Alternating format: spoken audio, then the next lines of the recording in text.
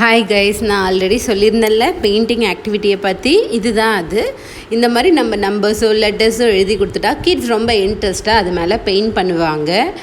நம்ம ரைட்டிங் கிட்ஸுக்கு ஆரம்பிக்கிறதுக்கு முன்னாடி இந்த மாதிரி நீங்கள் ட்ரை பண்ணி பாருங்கள். நம்மளும் கூட உட்காந்து கிட்ஸுக்கு 1 by 1 எப்படி எழுதணும்னு சொல்லி கொடுங்க. அந்த பெயிண்ட் ப்ரஷ் வச்சு பண்ணும்போது ரொம்ப இன்ட்ரெஸ்ட் ஆகிடுவாங்க.